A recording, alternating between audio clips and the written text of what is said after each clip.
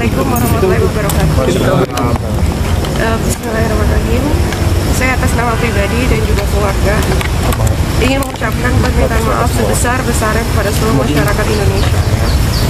Dan selanjutnya saya dan keluarga memutuskan untuk menyerahkan seluruh proses hukum kepada pihak yang berwenang. Dan saya dan keluarga betul-betul menghormati dan juga mempercayakan semuanya yang sedang berjalan ini dengan ketentuan yang berlaku. Kepada ketiga tersangka, AZ, R, dan M, kita lakukan assessment dan rehabilitasi. Dan kita berkoordinasi dengan BNNK Jaksel, hari ini kita melakukan assessment kepada ketiga tersangka tersebut. Dan hari ini juga, saudara AZ, M, dan R, kita tempatkan untuk melaksanakan rehabilitasi di Balai Rehabilitasi Pemerintah di Lido selama 3-6 bulan. Bang Amar kan cuman hanya pengguna gitu loh, jadi memang bukan ada sindikasi yang lain-lain macam-macam gitu loh, jadi pure pengguna harus diobatin. Jadi untuk berubah lah, ya kan? Lalu Om tekankan harus berubah, harus sadar lagi. Ya gitu aja. Dia udah 2 hari nggak mandi pada itu. Saya bilang lo harus mandi. Saya bilang mandi. Itu pun saya dorong-dorong untuk mandi. Terus dia bilang baju saya nggak ada. Saya dorong lagi. Mana bajunya siapin. Memang kan dia karena badannya besar ya, bajunya susah. Jadi harus dari bajunya dia. Jadi kan dibawakan bajunya untuk dia gitu. Jadi itu mandi aja dia udah males kan. Itu ada ketergantungan dari pertama stres dan macam-macam lah membuat dia jadi males gitu.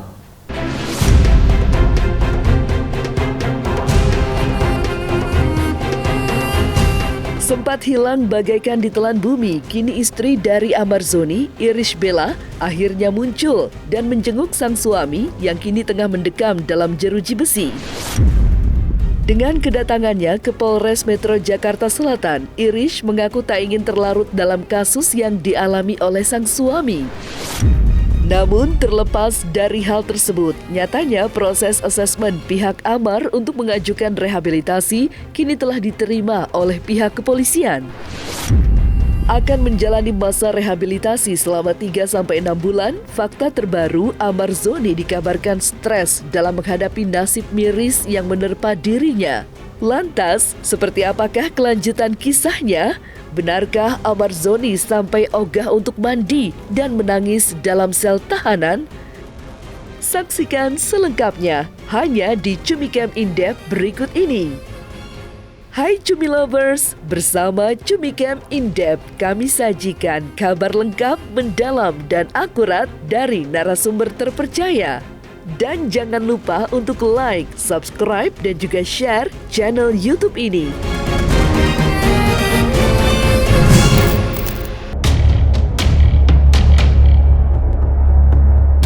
Lama tak muncul usai ditetapkannya Amar Zoni sebagai tersangka kasus penyalahgunaan narkotika jenis sabu, Senin 13 Maret 2023, Irish Bella akhirnya mulai terlihat.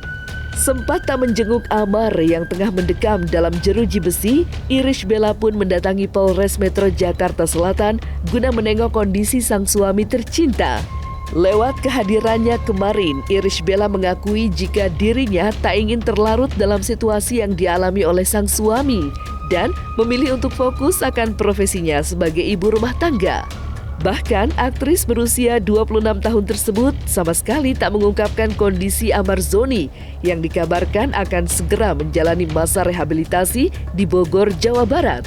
Lantas, seperti apakah ungkapan yang coba disampaikan Irish Bella akan kesalahan sang suami yang kembali terulang? Dan seperti apa analisa pakar ekspresi menyikapi raut wajah dari istri Amar Zoni tersebut? Assalamualaikum warahmatullahi wabarakatuh. Bismillahirrahmanirrahim. Saya atas nama pribadi dan juga keluarga ingin mengucapkan permintaan maaf sebesar-besarnya kepada seluruh masyarakat Indonesia. Dan selanjutnya saya dan keluarga memutuskan untuk menyerahkan seluruh proses hukum kepada pihak yang berwenang, dan saya dan keluarga betul-betul menghormati. Saya memohon izin juga untuk melanjutkan kehidupan saya ya, kegiatan saya sehari-hari sebagai seorang ibu, urus anak-anak, dan juga sembari saya memperbaiki tanggung jawab saya. Saya mohon doanya aja, semoga diberikan kekuatan, diberikan kesehatan, ya bisa melewati ujian ini. Ya pastilah ya, pasti kecewa lah, kan seorang istri gitu. Tapi yang penting adalah sekarang kita saling menguatkan gitu loh, ya kan? Nguatin Bang Amar juga, supaya semangatin Bang Amar, semangatin Kak Ibel juga, nguatin Kak Ibel juga gitu loh. Itu yang paling penting gitu. Ya yang namanya itu shock lah pastilah, kan apalagi suaminya kan kena masalah seperti ini. Jadi ya kita semua yang harus mendukung gitu loh, gitu. Jangan komen-komen yang aneh-aneh, karena memang Bang Amar korban gitu. Jadi kita harus sama-sama support Bang Amar supaya balik ke jalan yang benar lagi gitu loh. Apalagi kan keinginan kita adalah direhab untuk benar-benar Bang Amar sembuh gitu. Karena dia menggunakan masker, kita nggak bisa validasi kita nggak akan maksimal kalau kita bahas ekspresi. Tapi ada penanda lain yang bisa kita gunakan, yaitu adalah pola bahasa dan intonasi suara yang dia gunakan. Nah, kalau kita dengarkan baik-baik, intonasi suaranya dia adalah rendah dan kemudian ada getaran di situ. Ketika seseorang mengeluarkan suara bergetar, itu tandanya adalah saat yang sama dia menggunakan penahanan pada emosi dia. Apakah itu emosi bahagia, apakah itu emosi marah, apakah itu emosi sedih, apakah takut, pokoknya dia nahan di dalam itu akan bergetar. Nah, yang jelas nggak mungkin bahagia, nggak mungkin dia menahan ketawa gitu, nggak mungkin.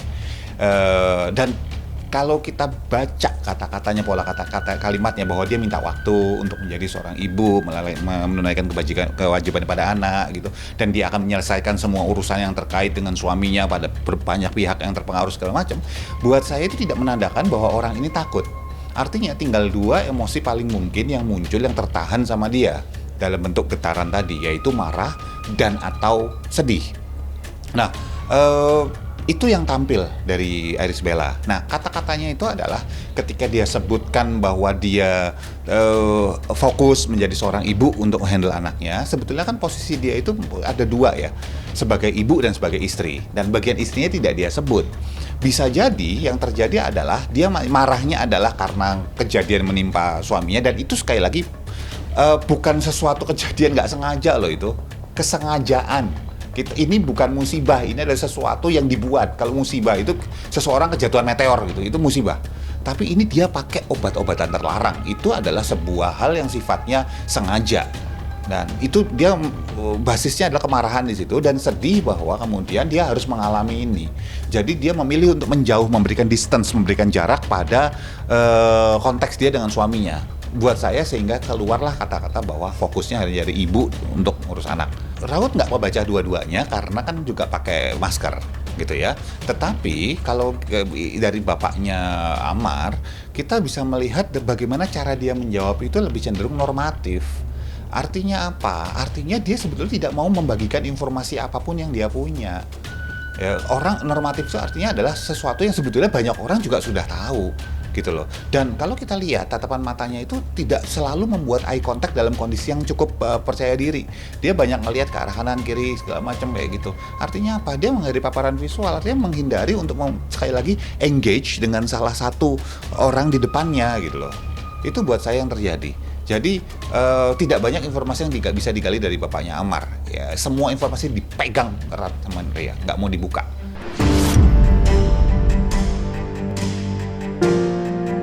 Telah mendekam selama 4 hari, proses demi proses yang terus dijalani oleh Amar Zoni sebagai pelaku penyalahgunaan narkotika kini membuahkan hasil.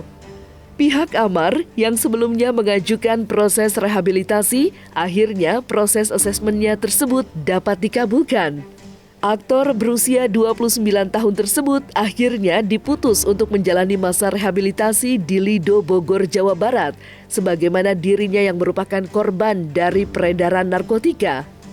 Telah dibawa oleh pihak kepolisian Polres Metro Jakarta Selatan, Amar Zoni dikabarkan akan menjalani masa rehabilitasi dalam jangka waktu 3-6 bulan ke depan.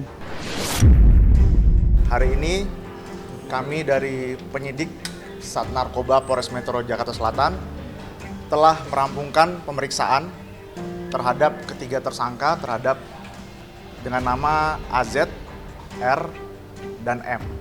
Kemudian dari hasil pemeriksaan tersebut, kami dari penyidik mengambil kesimpulan satu, bahwa ketiga tersangka tersebut ya tidak terlibat peredaran jaringan narkoba. Yang kedua, ketiga tersangka tersebut atas nama AZ, R, dan M itu adalah murni sebagai pengguna narkoba, ya, yang artinya mereka adalah korban dari penyalahgunaan narkoba.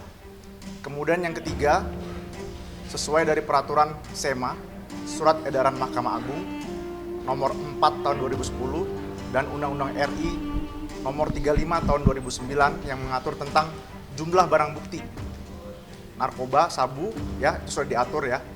Maka kami dari penyidik mengambil kesimpulan kepada ketiga tersangka AZ, R, dan M, kita lakukan assessment dan rehabilitasi. Dan kita berkoordinasi dengan BNNK Jaksel, hari ini kita melakukan assessment kepada ketiga tersangka tersebut.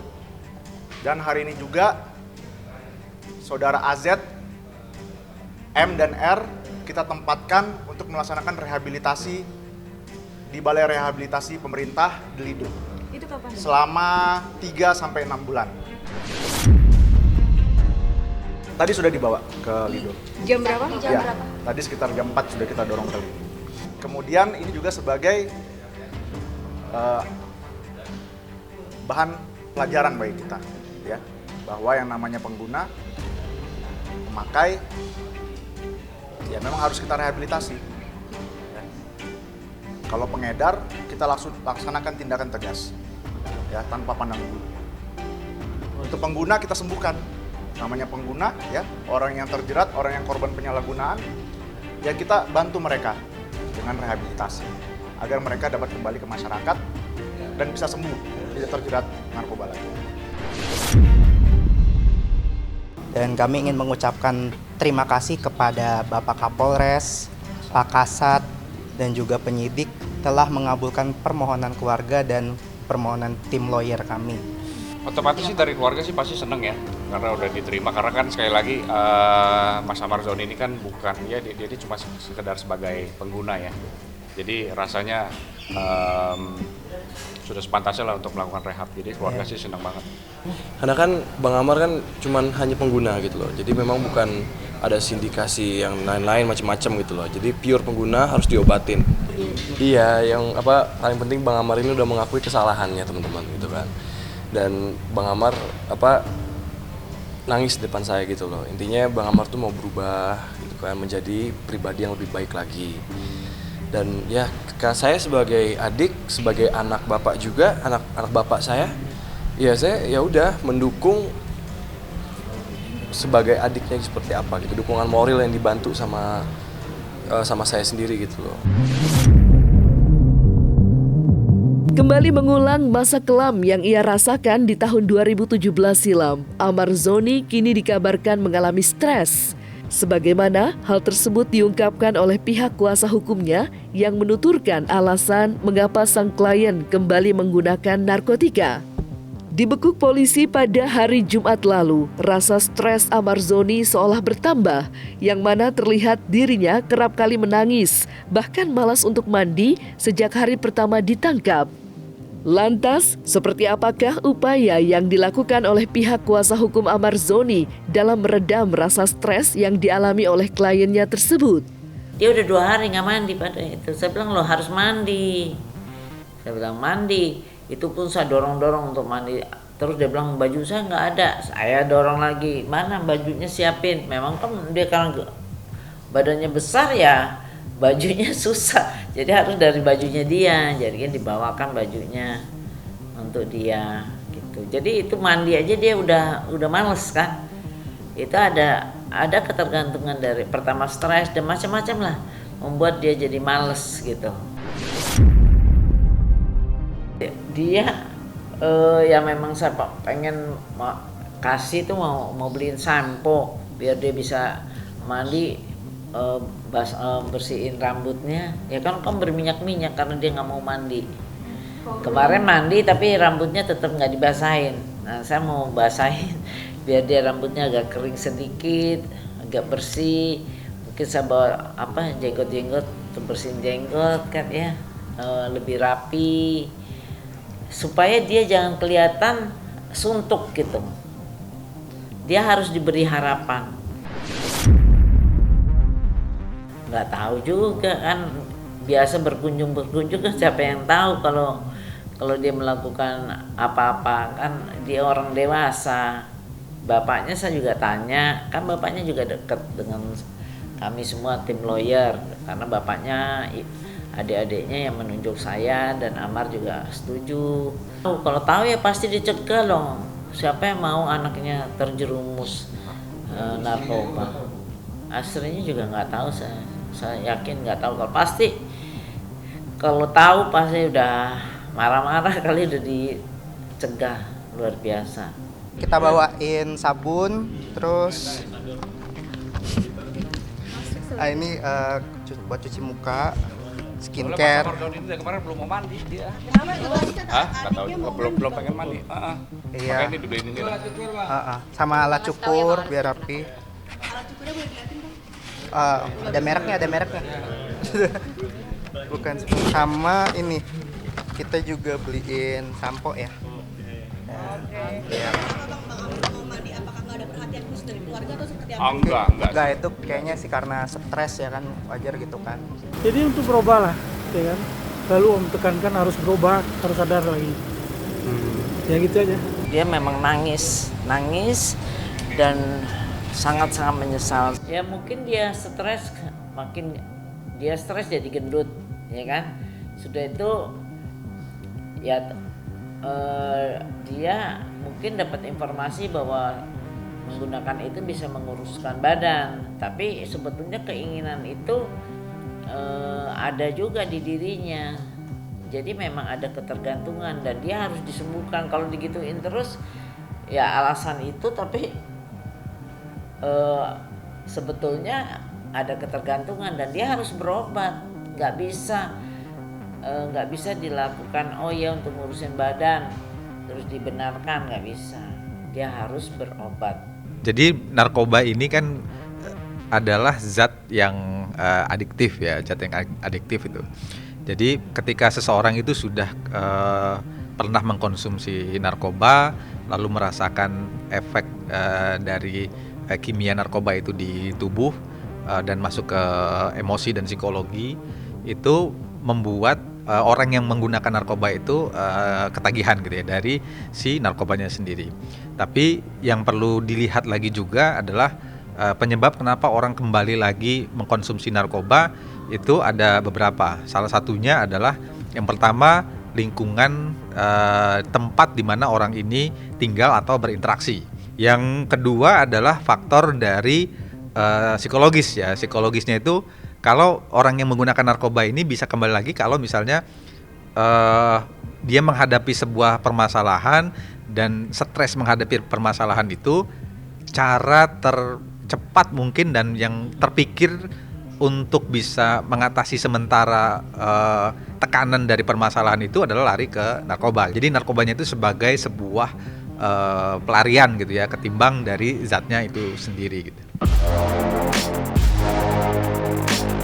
Nah, selesai sudah Cumi Lovers bersama Cumi Camp In-Depth, kabar lengkap, mendalam, dan akurat dari narasumber terpercaya.